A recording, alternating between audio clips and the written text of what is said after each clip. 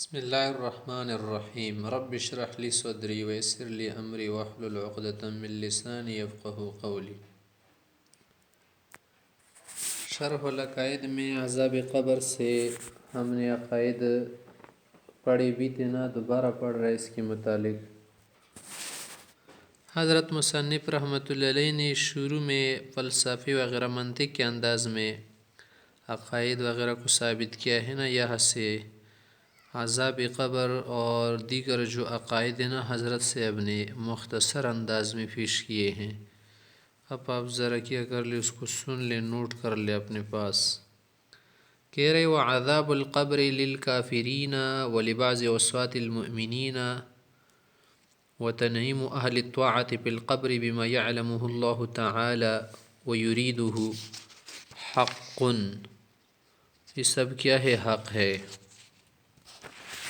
عذاب قبر کافروں کے لیے اور بعض نافرمان مسلمانوں کے لیے، اور اس طرح سے تنعیم قبر جسے اللہ پہ جانتے ہیں نا، اللہ کو معلوم ہے، یہ سب حق ہے۔ یہاں پر بعض مسلمانوں کا ذکر کیا نا، سب کا ذکر نہیں کیا، وہ اس لیے نا کہ بعض مسلمانوں کو اللہ تعالیٰ عذاب نہیں دیں گے،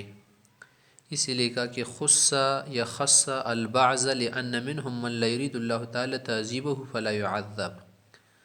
وتنعيم أهل الطاعة في القبر بما يعلمه الله تعالى ويريده، وهذا أولى مما وقع في عامة الكتب من الاقتصار على إثبات عذاب القبر دون تنعيمه بناء على أن النصوص الواردة به أكثر وعلى أن عامة أهل القبور كفار وعصاة فالتعذيب بالذکر اجدر۔ حضرت مصنف سے کہتے ہیں، شارح جو ہے نا، یہ شارح کہتے ہیں کہ صاحب متن نے عذاب قبر اور تنعیم قبر دونوں کا ذکر کیا، اور عام کتابوں میں صرف عذاب قبر کا ذکر آیا ہے، تنعیم قبر کا ذکر نہیں ہے۔ وہ اس لیے کہ نصوص میں اکثر عذاب قبر کی باتیں ہیں نا، اور عام جو کافر ہے وہ تو اسی بھی کیا ہوں گے؟ معذب ہوں گے، ساتھ مسلمان جو بعض نافرمان ہوں گے نا، وہ بھی عذاب قبر میں مبتلا ہوں گے، تو کثرت کی وجہ سے انہوں نے عذاب قبر کا ذکر کیا ہے، تنعیم کا ذکر نہیں کیا۔ لیکن جو حضرت صاحب متن کی ترتیب ہے نا، وہ زیادہ بہتر ہے۔ آگے دوسرا عقیدہ بیان کر رہے وسؤال منکر ونکیر ثابت بالدلائل السمعیہ، کہ قبر میں منکر نکیر دو فرشتوں کا آنا اور پھر بندے سے رب کے متعلق، دین کے متعلق، نبی کے متعلق پوچھنا، یہ بھی کیا ہے؟ حق ہے۔ یہاں تک کہ سید ابو شجاع صاحب نے یہ بھی فرمایا کہ یہ جو منکر نکیر والے سوالات ہیں نا، یہ چھوٹے بچے سے بھی ہوں گے، انبیاء وغیرہ سے بھی ہوں گے بعض حضرات کے نزدیک، اور پھر یہ سب باتیں جو ہے نا دلائل سمیہ سے ثابت ہے۔ دلائل سمیہ کے کیا معنی ہے؟ دلائل نقلیہ سے ثابت ہے، اور یہ سب امور کیا ہے؟ ممکن ہے۔ اس لیے آگے کہہ رہے کہ لِأَنَّهَا أُمُورٌ مُمْكِنَةٌ، یہ سب کیا ہے؟ امور ممکنہ ہے، اور امر ممکن کا کوئی انکار نہیں کرتا نا۔ یہ منکر نکیر کیا ہے؟ وَهُمَا مَلَكَانِ يَدْخُلَانِ الْقَبْرَ فَيَسْأَلَانِ الْعَبْدَ عَنْ رَبِّهِ وَعَنْ دِينِهِ وَعَنْ نَبِيِّهِ۔ قال السيد ابو شجاع رحمه الله ان للصبيان سؤالا وكذا للانبياء عليهم السلام عند البعض۔ پھر آگے کہہ رہا کہ امور ممکنہ ہے، اخبر بها الصادق على ما نطقت به النصوص، قال الله تعالى النار يعرضون عليها غدوا وعشيا ويوم تقوم الساعة أدخلوا آل فرعون أشد العذاب، وقال تعالى اغرقوا فأدخلوا نارا، وقال النبي عليه السلام استنزه عن البول فإن عامة عذاب القبر منه، وقال تعالى يثبت الله الذين آمنوا بالقول الثابت، نزلت في عذاب القبر۔ تو دیکھیے یہاں پر مختلف آیاتیں ہیں، احادیث شریفہ ہے، ان سے عذاب قبر ثابت ہوتا ہے۔ ایک تو یہ دیکھیے اللہ تعالیٰ کا ارشاد کہ النار یعرضون علیہا غدوا وعشیا، آل فرعون آگ میں صبح شام داخل کیے جائیں گے، اور جس دن قیامت واقع ہوگی نا، تو اللہ تعالیٰ فرشتوں سے فرمائیں گے کہ ادخلوا آل فرعون اشد العذاب، تو دیکھیے آگ پر پیش کیے جائیں گے، آگ میں ڈالے جائیں گے، داخل کی جائیں گے صبح شام۔ تو کون سی آگ مراد ہے نا؟ عذاب قبر مراد ہے نا۔ پھر اس کے بعد کہنا کہ ادخلوا آل فرعون اشد العذاب، تو اس سے کیا ہے سخت ترین عذاب مراد ہے جہنم کا عذاب، تو پتہ چل گیا کہ عذاب قبر کیا ہے ثابت ہے۔ اس طرح دوسری جگہ پر ارشاد ہے اغرقوا فادخلوا نارا، کہ آل فرعون ڈبوئے گئے، پھر ڈوبنے کے بعد فادخلوا نارا بالفور جہنم میں داخل کی گئی، کیا یہ معنی ہے نہیں، مطلب ہے کہ فادخلوا نارا عذاب قبر میں مبتلا کی گئی، کیونکہ یہاں پر پا کیا ہے تعقیب کے لیے ہے بلا تراخی، اور یہ تو کیا ہے عذاب قبری ہو سکتا ہے کیونکہ جہنم میں داخل ہونے تو فیصلے کے بعد ہوگا، حشر نشر کے بعد۔ اس طرح آپ علیہ السلام کے ارشاد ہے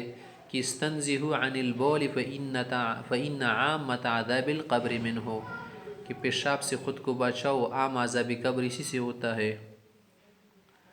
اس طرح اللہ تعالیٰ کا ارشاد ہے کہ ثبت اللہ الذین آمنوا بالقول الثابت، کہ جو نیکوکار ایماندار ہوں گے نا، اللہ رب العزت جب ان سے فرشتے سوال کر رہے ہوں گے ان کو ثابت قدم رکھیں گے، یعنی سوال و جواب میں پاس ہو جائیں گے۔ اور اس طرح آپ علیہ السلام کے ارشاد اذا اقبر المیت اتاہ ملکان اسودان ازرقان یقال لاحدہما المنکر وللآخر النکیر، کہ قبر کے اندر جب میت کو دفن کیا جائے نا تو اس کے پاس دو کالے کلوٹے اور کرنجی نیلی آنکھوں والے فرشتے آئیں گے نا، ایک کا نام منکر ہے دوسری کا نکیر، ان سے سوالات کریں گے۔ اور آپ علیہ السلام کے ارشاد ہے کہ القبر روضۃ من ریاض الجنہ او حفرۃ من حفر النیران، قبر یا تو جنت کے باغوں میں سے باغ ہوگا کسی کے لیے، یا جہنم کے گھڑوں میں سے ایک گڑھا ہوگا۔ تو اسی لیے آگے کہہ رہا ہے کہ وبالجملۃ الحدیث فی هذا المعنى وفی کثیر من احوال الاخرہ متواترۃ المعنى وان لم یبلغ احدها حد التواتر، کہ عذاب قبر، تنعیم قبر اور اس طرح سے دیگر احوال آخرت جو ہے نا ان کے متعلق احادیث وغیرہ معنی کے اعتبار سے متواتر، اگرچہ فردن متواتر نہیں ہے۔ یہ تو اہل سنت والجماعت حضرات کا عقیدہ ہے نا۔ آگے کہہ رہے کہ وانکر عذاب القبر بعض المعتزلة والروافض، بعض معتزلہ حضرات روافض حضرات عذاب قبر سے انکار کرتے ہیں۔ وہ کیوں؟ وہ یہ کہہ رہے کہ لأن المیت جماد لا حیاة له ولا ادراک فتعذیبه محال، وہ کہتے ہیں کہ میت جماد ہے یعنی بے جان چیز کی طرح، اور اس میں زندگی نہیں ہوتی نا، جب زندگی نہ ہو تو کسی کو درد کا احساس نہیں ہوتا، ادراک نہیں کر سکتا، تو عذاب دینا بیکار کی بات ہو جائے گی نا، کیونکہ اسی چیز کو سزا دینا یا عذاب دینا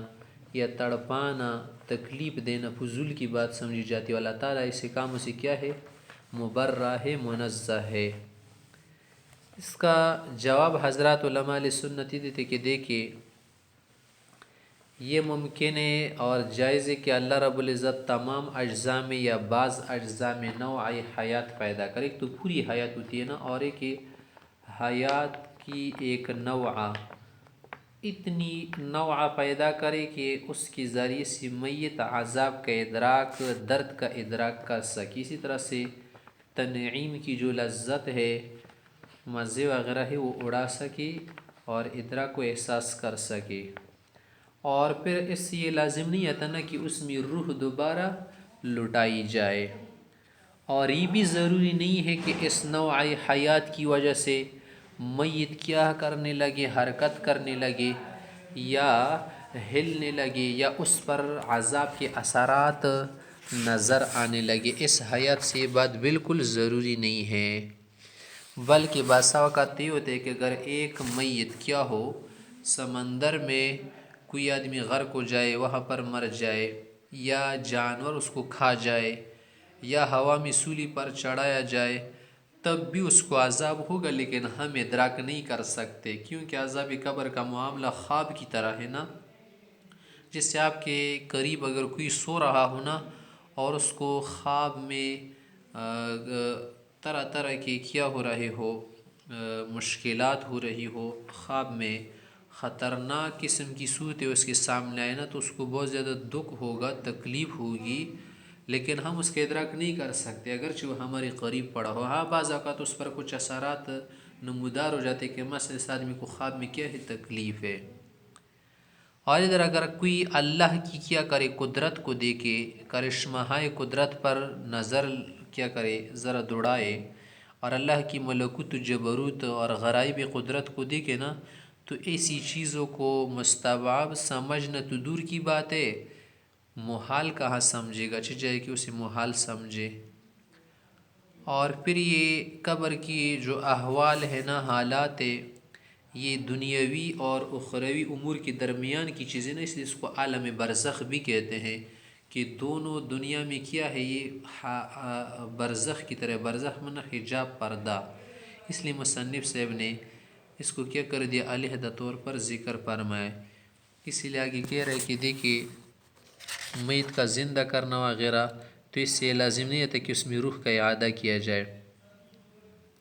والجواب أنه يجوز يخلق الله تعالى في جميع الأجزاء أو في بعضها نوعا من الحياة قدر ما يدرك ألم العذاب أو لذة التنعيم، وهذا لا يستلزم إعادة الروح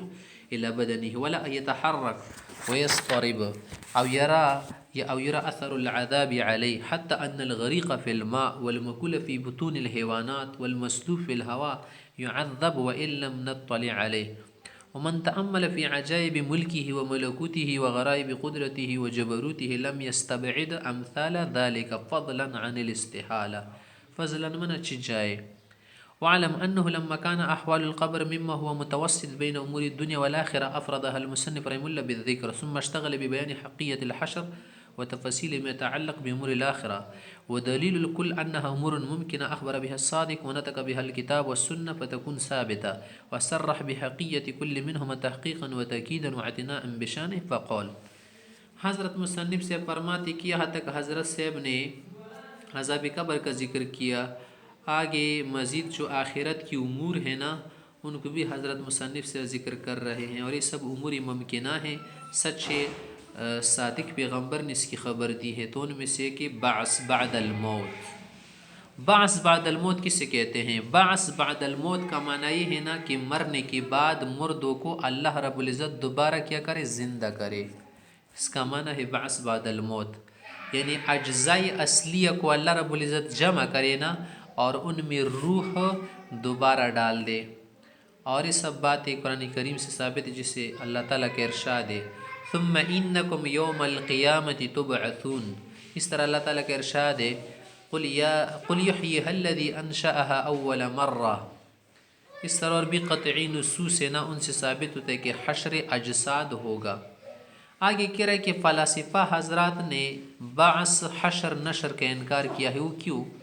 وہ اس لیے وہ کہتے کہ دیکھیں معدوم چیز کا اعادہ بعینہ ہی ناممکن ہے، اور اس بات پر ان کے پاس کوئی معتبر معتدبی دلیل نہیں ہے، بس کہہ رہے کہ یار ایک چیز جب معدوم ہو گئی نا، ختم ہو گئی، اس کا دوبارہ لوٹانا، وجود میں لے آنا، یہ ناممکن باتیں اور متعذر ممتنع ہیں۔ ہم کہتے ہیں کہ یہ ممتنع بھی نہیں ہے، اور یہاں پر حشر نشر سے ہمارا مقصد ہے کہ اجزاء اصلیہ کو اللہ رب العزت دوبارہ لوٹائے اور اس میں روح کیا کر دے، واپس کر دے، پھر چاہے تم اس کو اعادت المعدوم کا ہو یا کچھ اور نام دو، اس کے کہنے سے کچھ نہیں ہوتا۔ اور اس جواب سے معتزلہ یا جن حضرات نے یہ سوال کیا ہے نا کہ اگر ایک انسان دوسرے انسان کا گوشت کھائے تو ذرا یہ بتاؤ کہ یہ جو دو انسان ہیں نا، ایک نے دوسرے کا گوشت کھایا، کیا ان کے اجزاء کو دونوں میں لوٹایا جائے گا یا ایک میں لوٹایا جائے گا؟ اگر آپ کہیں کہ دونوں کے اجزاء دونوں میں لوٹائے جائیں گے، یہ تو محال بات ہے نا۔ اگر ایک میں لوٹائے جائے اجزاء، پھر تو ایک انسان کی پوری اجزاء لوٹائے گئے نا، دوسرے کی نہیں لوٹائے گئے تو یہ بھی صحیح نہیں بنتا۔ ہم کہتے ہیں کہ آپ کا یہ سوال بھی کیا ہے، ساقط ہے، یہ سوال، یہ اعتراض ہم پر نہیں ہو سکتا، کیونکہ ہم نے پہلے سے کہا ہے کہ حشر نشر بعث کا کیا مقصد ہے کہ اجزاء اصلیہ کو دوبارہ اللہ جمع کرے، اور یہ جو اجزاء اصلیہ ہے نا، وہ کہلاتے ہیں جو شروع عمر سے لے کر آخر عمر تک رہے، یعنی ابتدا سے انتہا تک ہو، اور یہ جو آدمی کیا کر لے، دوسرے کا گوشت کھائے نہیں، تو اجزاء اصلیہ نہیں رہے، یہ تو کیا بن جاتے، فضلہ بن جاتے، کیونکہ جو چیزیں ہم کھاتے ہیں وہ فضلہ بن جاتے ہیں نا، ہمارے اندر اصلی نہیں بنتے۔ اصلی اجزاء تو وہی ہے جو اول عمر سے ہو آخری عمر تک۔ اب یہی عبارت ہے اور یہی بات کر رہے کہ بعض کا مطلب کہ یبعث اللہ تعالی الموت من القبور بأن یجمع اجزاءهم الاصلیہ اصلی اجزاء جمع کری ویعید الارواح الیہا اور روح واپس کر دے اس میں حق انہیں حق لقوله تعالی ثم انکم یوم القیامت تبعثون وقوله تعالی قل یحییها الذی انشأها اول مرة الى غیر ذلك من النصوص القاطعة الناطقة بحشر الاجساد وانکره الفلاسفة بناء على امتناع اعادت المعدوم بعینه، وہ کہتے کہ اعادۂ معدوم ناممکن ممتنع ہیں، وہ مع انه لا دلیل لهم علیہ یعتد به غیر مضر بالمقصود، لیکن ان کے پاس معتد به اور معتبر دلیل نہیں ہے جو مقصود کو کیا کرے ضرر پہنچائے۔ لأن مرادنا حشر اجزاء سے ہماری مراد کیا ہے، وہ یہ ہے کہ ان اللہ تعالی یجمع الاجزاء الاصلیۃ للانسان ویعید روحه الیہ سواء سمع ذلك اعادۃ المعدوم بعینه او لم یسمى، چاہے تم اس کی عادت المعدوم کا ہو یا نہ کہو، تمہارے اس نام دینے سے کچھ نہیں ہوتا۔ اسی سے تو وہ اعتراض بھی ساکت ہو جاتے ہوئے بحادث کتما قولو لو اکل انسان انسانا بحیث صار جزءا منه فتلك الاجزاء اما ان تعاد فيهما وهو محال او في احدهما فلا يكون الاخر معادا بجميع اجزائه۔ وہ کہہ رہا ہے نا کہ اگر ایک انسان دوسرے کا گوشت کھائے تو دونوں انسانوں کا یہ جو کیا ہے دونوں کے جو اجزاء اس لیے دونوں میں لوٹائے جائیں گے یا ایک میں، دونوں میں تو ناممکن ہے کیونکہ اس کا جز بن گیا ہے، اور ایک میں بھی نہیں ہو سکتا کیونکہ پھر دوسرا جو بجمیع اجزائی ہی نہیں لوٹایا گیا۔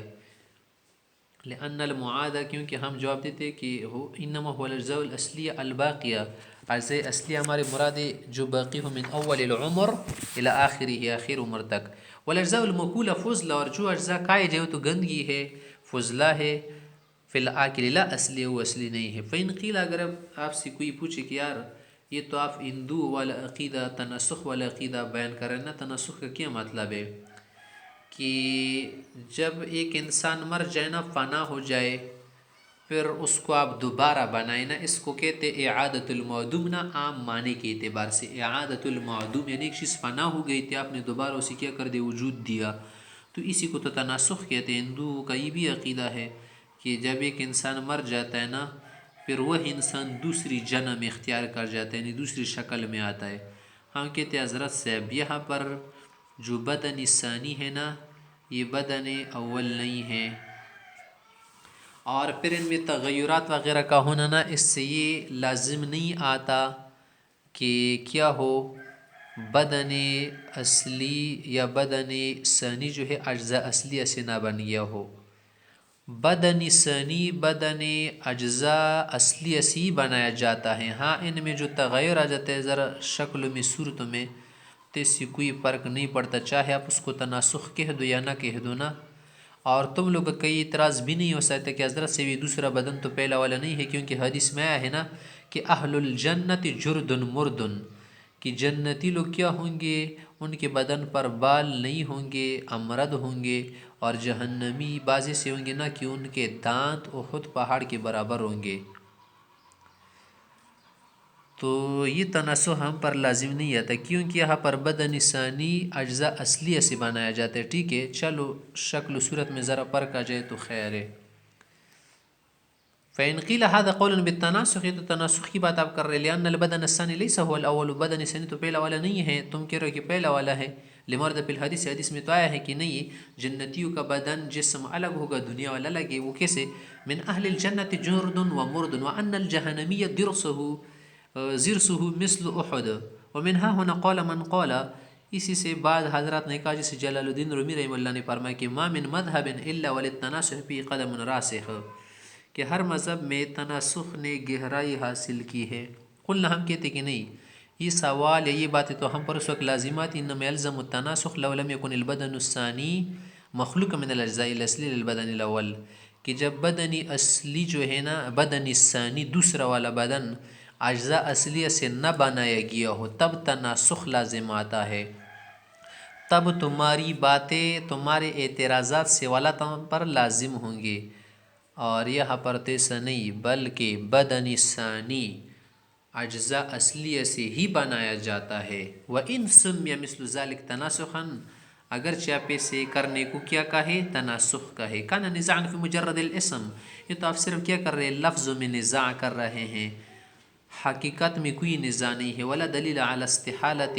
اعادت الروح الى مثل هذا البدن، اور اسے بدن میں روح کا لوٹانا ناممکن نہیں. بل الادلۃ قائمہ علی حقیت سواء سمیت تناسخا ام لا، بلکہ اس کے حق ہونے پر دلائل قائم ہیں.